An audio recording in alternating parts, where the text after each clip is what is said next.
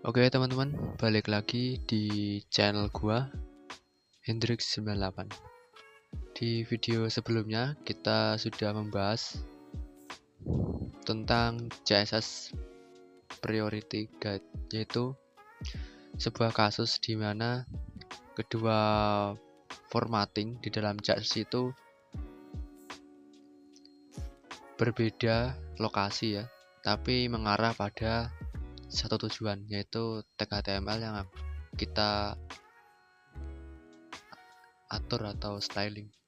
Nah, dimana di situ kita bisa tahu ya, yang diprioritaskan itu adalah inline style sheet, yaitu di dalam elemen HTML yang paling diutamakan, dan yang kedua internal itu kita bisa bilang peformatan di dalam bagian head ya, kayak gitu.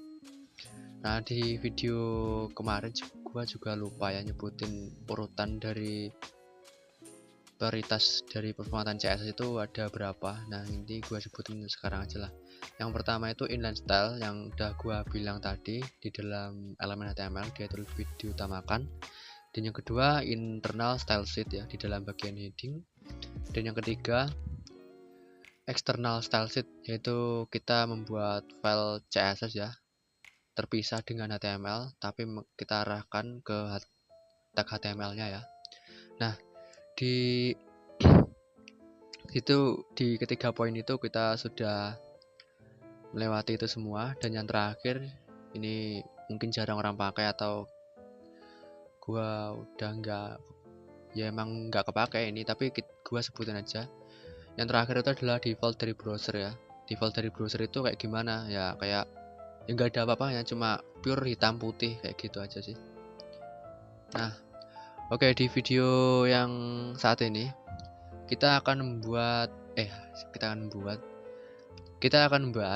salah satu bagian penting dari CSS ya, yaitu kelas, atau bisa kita terjemahkan itu kelas ya, kayak gitu. Nah, apa sih definisi kelas? Definisi kelas itu bagi gua adalah sebuah metode di mana kita membedakan ya, apa sih ya, kelas itu kayak gimana ya, gua nyebutnya itu sebuah kata kunci yang digunakan untuk membedakan tag HTML1 dengan tag HTML yang lainnya. Misalnya kayak gimana? Tag HTML yang gua maksud bukan tag misalnya kayak tag heading 1, tag heading 2, dan tag heading 3, bukan kayak gitu. Tapi di sini kita menuliskan tag heading yang sama. Misalnya tag heading 1 kita tulis sebanyak 3 kali, dan tentu saja kita akan format salah satu, tapi tidak bisa karena tagnya itu sama semua ya. Nah, disinilah fungsi kelas dalam CSS itu digunakan untuk membedakan tag HTML1 dengan yang lainnya, hanya dengan menggunakan kelas. Nah, kayak gitu. Oke, tanpa berlama-lama, di sini langsung saja kita buat ya kelas ya. Dan yang pertama kita ketikkan HTML5 kayak gini. Nah, di sini kita buat ya tag heading 1, simple aja, tag heading 1. Ini kita buat sebanyak 3 kali. Kita copy 1, ini 2, 3. Nah, seperti ini. Nah, kemudian dalam tag heading 1 kita akan menuliskan statement apa ya. Nah, ini kita kasih heading berwarna apa ya, merah. Nah, kayak gini. Kemudian yang kedua ini heading warna apa ya, ini heading warna biru. Nah, kayak gini. Dan yang terakhir ini heading warna hitam. Nah ya gitulah, sebenarnya hitam apa nggak usah hitam, kita kasih ke warna hijau aja lah untuk lebih perjelas gitu lah. Oke, di sini kita sudah buat ya 3 tag heading ya di dalam tag body. Nah kemudian kita kasih di sini tag style. Nah seperti ini. Oh ya, gua lupa jelasin struktur dari kelas itu dalam CSS. Kalian ketik di sini ya, di sebelahnya heading 1 ini berlaku untuk semua tag HTML ya, nggak berlaku untuk satu aja, ini semua. Caranya kalian beri spasi dari tag HTML yang kalian sudah buat ya. Kemudian ketikkan di sini kelas. Nah, ini ada saran kata. Nah, kemudian masukkan nama kelas ya. Nama kelasnya itu misalnya adalah merah kayak gini lah. Nah, kemudian di bawahnya ini sama. Ini kelas warnanya kita kasih biru. Nah, kayak gini.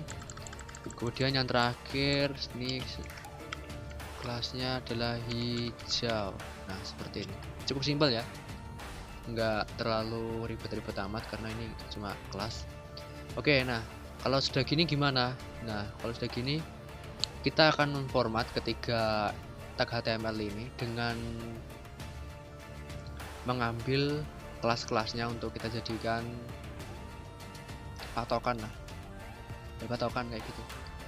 Yang pertama kita akan memformat kelas merah ini. Nah, di sini kita copy ya kelasnya. Kita copy. Nah, kemudian masukkan di sini. Oh ya, jangan lupa ya teman, setiap masukkan kelas di dalam CSS itu harus diawali dengan tanda titik ya. Kalau tidak diawali dengan tanda titik, maka CSS tidak bisa mendeteksi ini kelas dari tag mana gitu, jadi dia bingung atau kita bisa bilang linglung lah. Jadi kita awali dengan tag titik untuk memberitahu bahwa ini adalah kelas dari tag HTML yang mana gitu. Oke, kayak gitu.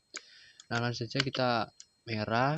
Kemudian merah ini kita kasih warna, colornya itu red tentu saja ya karena dia merah. Nah kemudian ini kita tulis juga biru. Nah biru ini colornya adalah ya biru, kita kasih blue. Nah kemudian ini hijau colornya adalah green. Nah kayak gini udah jadi ya teman. Nah ini sudah jadi ya format untuk 3 tag HTML yaitu merah, biru, dan hijau. Jadi kita bisa asumsikan ketiga tag ini tidak sama semua ya warnanya. Kita coba jalankan di web browser. Nah seperti ini teman-teman. Yang pertama adalah heading berwarna merah, heading berwarna biru, heading berwarna hijau gitu. Dia sama semua. Nah di sini fungsi sebenarnya dari kelas dalam CSS ya. Oke, mungkin itu dulu aja ya yang gua sampaikan pada pertemuan kali ini. Untuk selanjutnya kita akan bahas kelas selector ya, yang ada di dalam CSS untuk menentukan sekelompok elemen. Nah, kayak gitu. Sekian dari gua. Mohon maaf kalau ada salah kata atau penjelasan yang kurang dimengerti. Sekian, terima kasih.